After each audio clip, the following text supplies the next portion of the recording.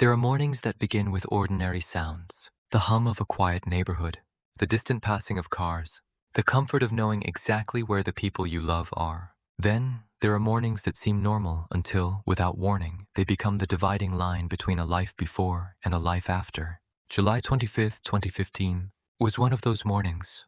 On a warm summer morning in Gary, Indiana, 21-year-old Diamond Bynum and her 2-year-old nephew, King Walker, vanished from a family home without warning. They left no note, no message, and no clear path behind. More than a decade later, one question still lingers. What truly happened to them? The case remains one of the most puzzling disappearances in recent American history. There was no obvious crime scene, no confirmed witness to their disappearance, and no ransom demand. Investigators found no evidence clearly supporting any theory. Instead, they faced something far more challenging: silence, uncertainty, and unanswered questions. Before we continue, take a moment to support the channel by liking the video, subscribing, and sharing your thoughts in the comments section. Cases like this remain alive because people continue asking questions. Sometimes a fresh perspective can reveal something that everyone else has overlooked. In mysteries like this, attention itself becomes a form of hope. To understand why this disappearance remains so disturbing, we first need to understand the place where it happened. Gary, Indiana, is a city that often appears in discussions about economic decline and urban decay. Yet that description tells only part of the story. Families live there, children play there.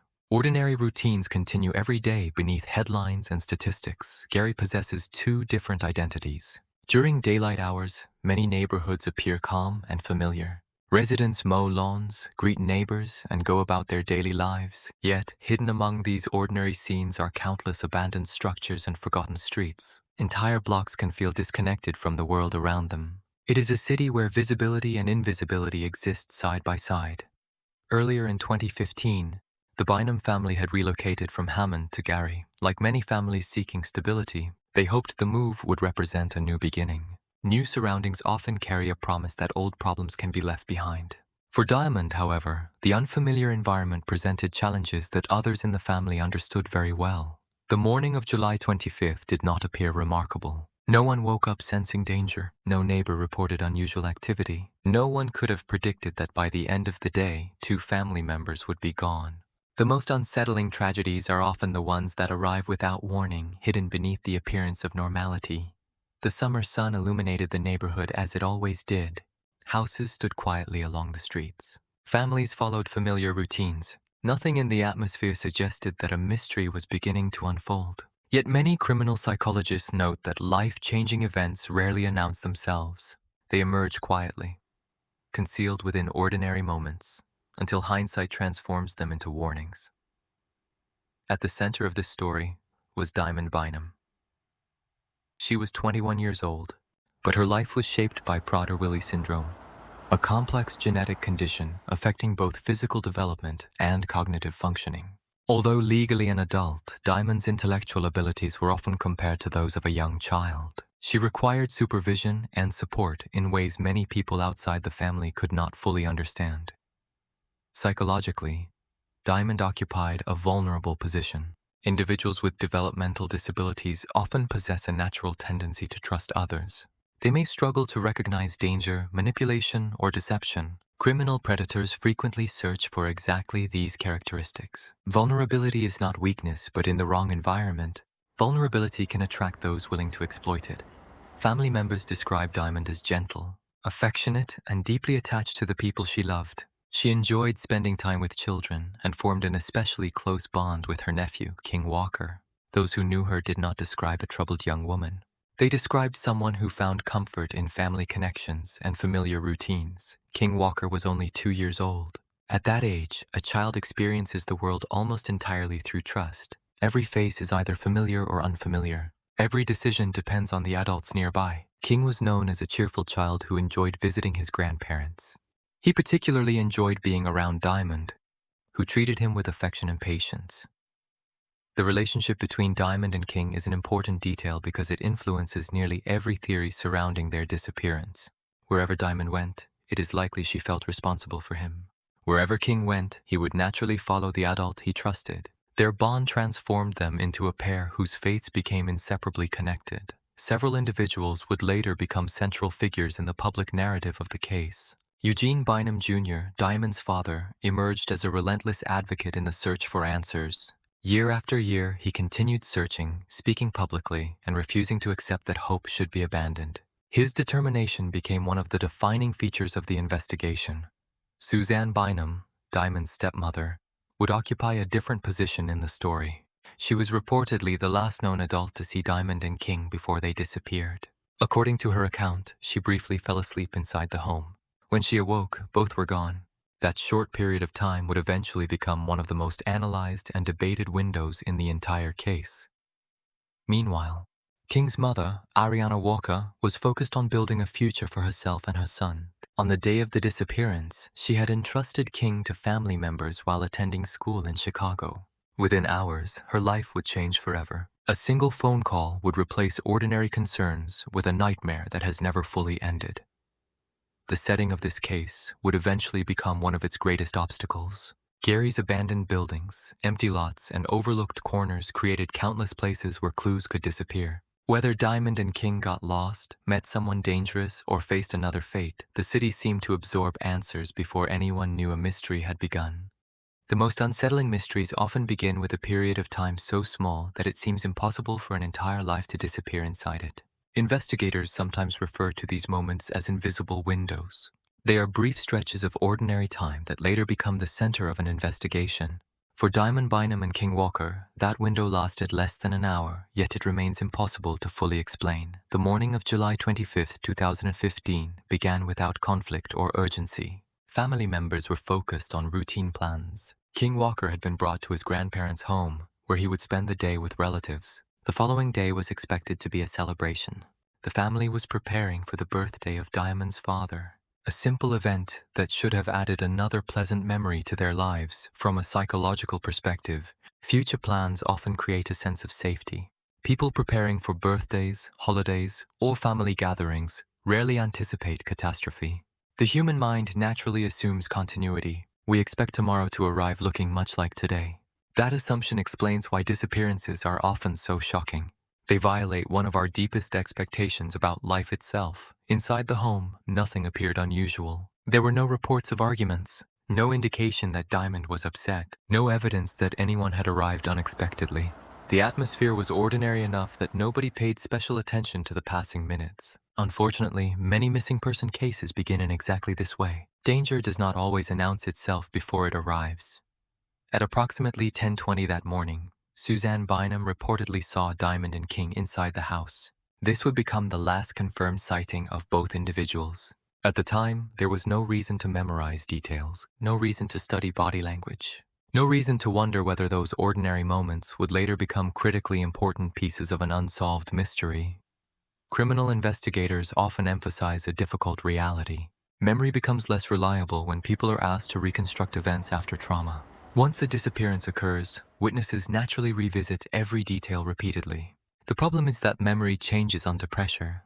People begin searching for clues within ordinary moments, sometimes attaching significance to events that originally seemed completely routine. According to Suzanne's account, she fell asleep for a short period of time. By itself, that detail is not unusual. Countless people rest during quiet weekend mornings. Yet in this case, that brief nap became one of the most discussed elements of the investigation. Somewhere within that period, Diamond and King disappeared from the environment where they were last known to be safe.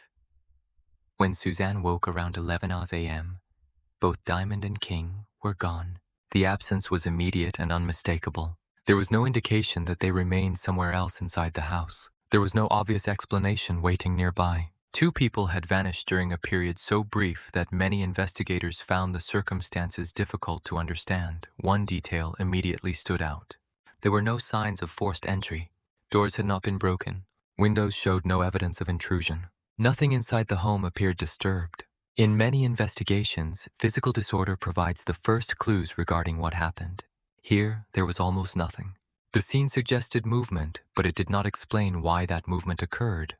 The absence of physical evidence created two possible explanations. One was that Diamond left the house on her own and took King with her. The other was that someone convinced or manipulated them to leave.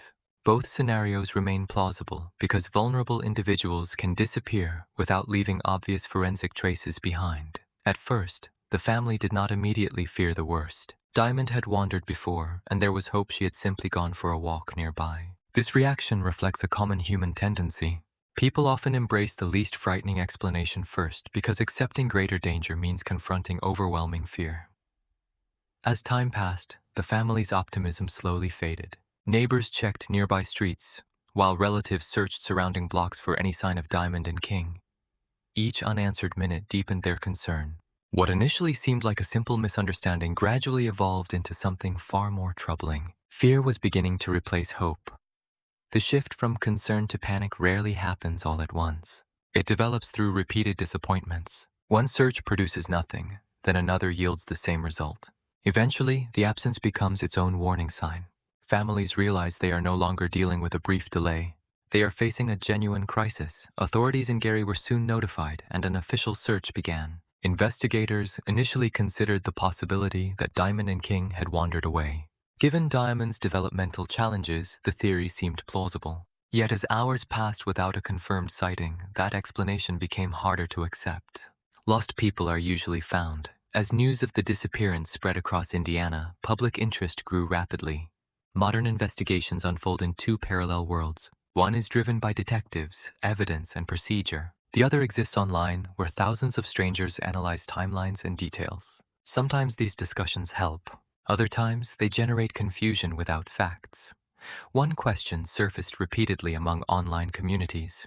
People focused on the period when Suzanne Bynum reportedly fell asleep. Many struggled to understand how two vulnerable individuals could leave unnoticed during such a short window. Others suspected missing details in the timeline. Yet investigators remained focused on evidence rather than assumptions alone.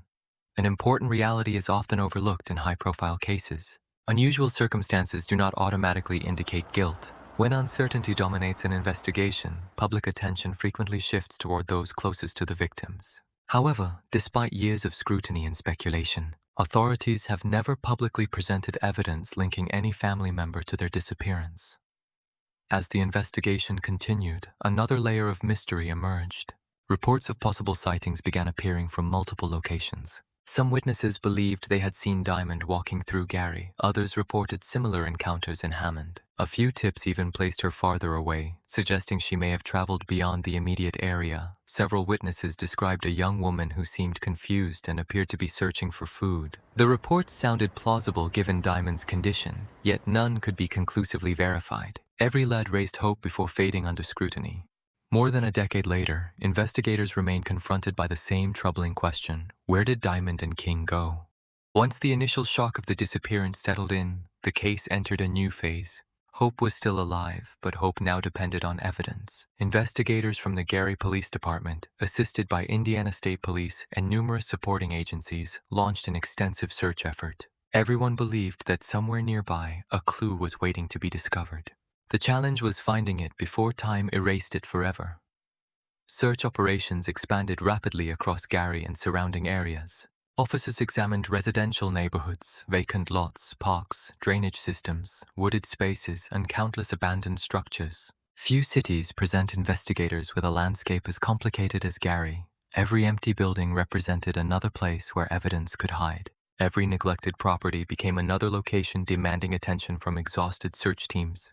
Specialized resources were brought into the investigation. Search dogs followed potential scent trails. Volunteers distributed flyers and walked through neighborhoods. Helicopters scanned large areas from above. Missing person cases often rely on a combination of technology, manpower, and luck. Unfortunately, luck never seemed to arrive. Every search operation ended with the same frustrating result. No confirmed trace of Diamond or King emerged. The absence of evidence created a unique investigative problem.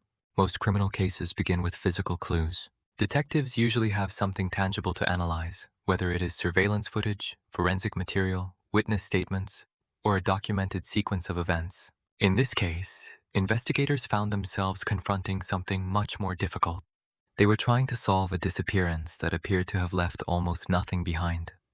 As days turned into weeks, media coverage intensified. Local news stations repeatedly featured photographs of Diamond and King. Their faces became familiar throughout Indiana and neighboring states. Viewers followed developments closely because the circumstances felt particularly tragic. A cognitively vulnerable young woman and a 2-year-old child represented two of the most defenseless categories of missing persons imaginable. Public interest soon evolved into public speculation. The internet has transformed modern investigations by allowing thousands of people to participate from a distance. Sometimes online communities uncover useful information. Other times, they generate theories unsupported by evidence. In the Diamond and King case, both patterns appeared simultaneously. Genuine concern existed alongside increasingly elaborate explanations about what might have happened. One theory suggested a tragic accident. Another proposed that the pair had become lost in one of Gary's countless abandoned areas. Others argued that an unknown offender must have encountered them shortly after they left the house. Each theory attempted to fill the same void. Human beings are uncomfortable with uncertainty, and unsolved mysteries often inspire explanations long before facts become available. For the family, this public attention carried a painful cost. They were not only searching for loved ones, they were also forced to navigate rumors, accusations, and endless scrutiny. Psychological research consistently shows that families of missing persons experience a unique form of trauma known as ambiguous loss. Unlike death, disappearance offers no final answer. Grief remains suspended between hope and despair, sometimes for decades. As investigators evaluated potential scenarios, the stranger abduction theory remained one of the most discussed possibilities. From a behavioral perspective, Diamond and King possessed characteristics that predators often seek. Both were highly vulnerable. Diamond's developmental condition could make it difficult for her to recognize manipulation, while King's age made him completely dependent upon the adults around him. Criminal psychology teaches that opportunistic offenders rarely search for the most difficult targets. Instead, they often select individuals who appear isolated, trusting, or unlikely to resist. If a predator encountered Diamond and King shortly after they left the house, gaining their cooperation might not have required force. A simple offer of assistance or reassurance could potentially have been enough. Another theory focused on the environment itself. Gary contained thousands of abandoned buildings, many inaccessible and rarely visited. These structures created an almost endless number of locations where someone could disappear unnoticed. Investigators repeatedly searched such areas, yet the sheer volume of properties presented an enormous challenge. Even the most determined search operation cannot guarantee that every hidden space will be examined. Some observers proposed a darker possibility involving individuals living within abandoned structures. Across many cities, vacant buildings sometimes become temporary shelters for people seeking privacy or survival. Most pose no threat to others. However, investigators could not completely dismiss the possibility that Diamond and King encountered someone dangerous in one of these isolated locations, as often happens in high-profile disappearances. Public suspicion eventually focused on family members. Online discussions dissected timelines, questioned statements, and searched for inconsistencies. However, despite years of investigation and scrutiny, authorities have never publicly presented evidence strong enough to support criminal charges against any relative involved. Investigators also examined how Diamond's medical condition might have influenced her actions. Individuals with Prader-Willi syndrome can experience a powerful drive to seek food. If she left voluntarily while searching for something to eat or exploring unfamiliar surroundings, she and King may have unknowingly entered danger. Detectives uncovered no major criminal history, serious family conflict, or hidden crisis capable of explaining the disappearance. Unlike many cases that reveal financial troubles or personal disputes, this investigation produced no comparable breakthrough. Instead, each new inquiry seemed to deepen the uncertainty surrounding what truly happened. Years later, age-progressed images of King Walker renewed public attention.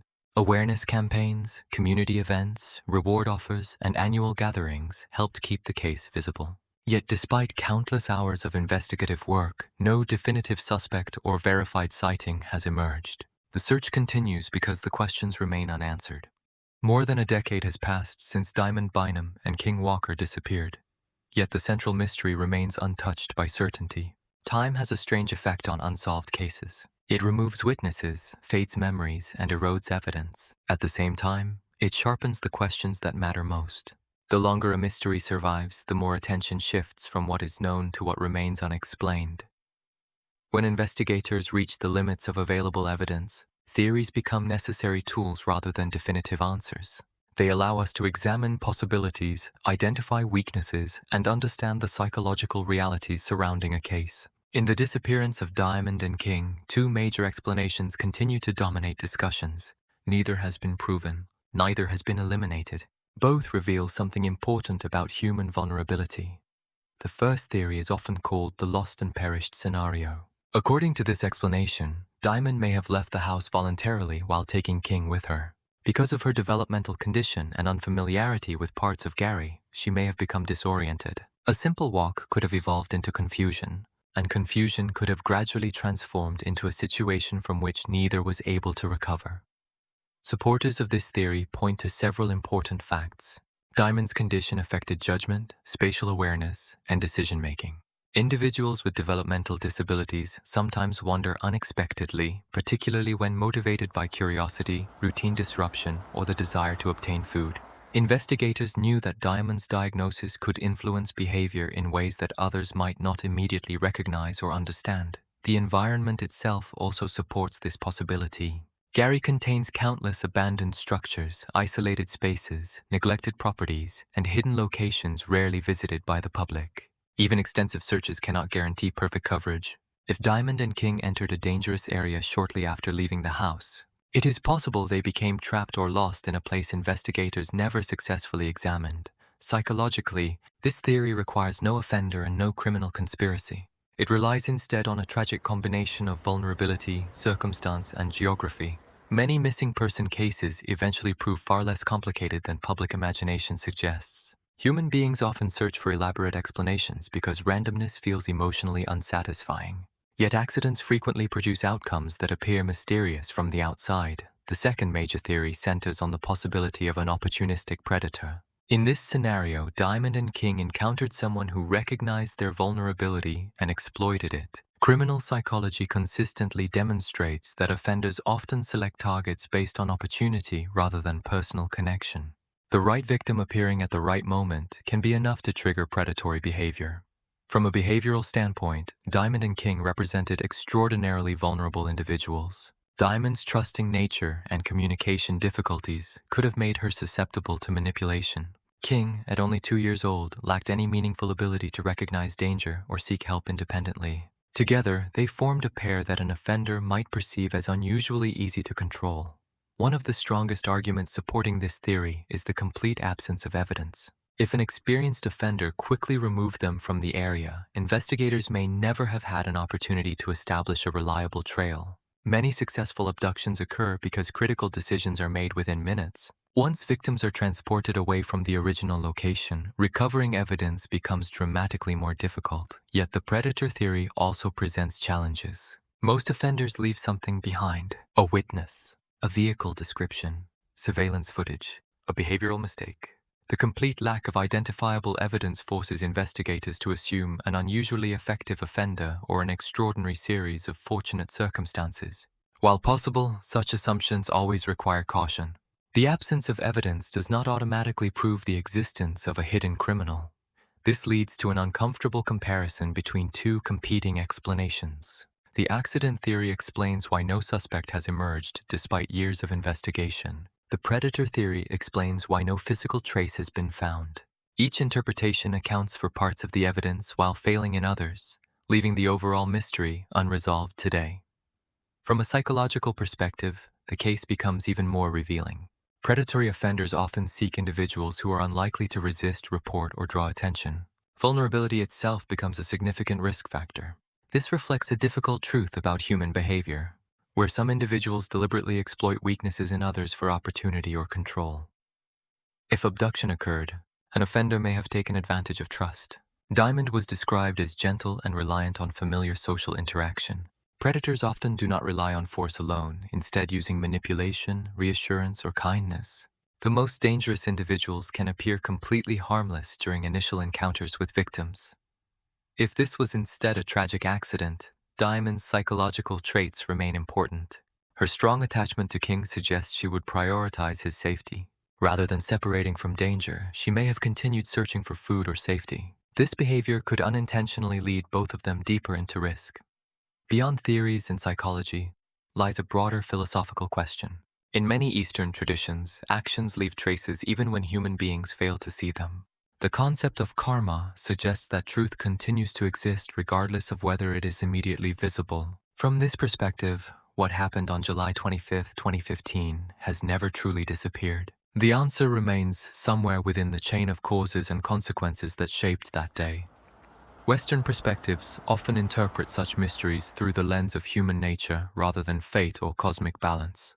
This case highlights how fragile ordinary life can be. A few unnoticed minutes, a brief lapse in supervision, or a simple decision to step outside can permanently alter multiple lives forever. Today, the case remains open, and Diamond Bynum and King Walker have never been forgotten. Their family continues living with unanswered questions and uncertainty. There is still no confirmed crime scene, confession, or explanation. Behind every missing person file is a human story, and their absence continues to echo. Some crimes leave no screams, only questions. And some silences echo louder than any confession. Thank you for listening to Criminal Mindcast.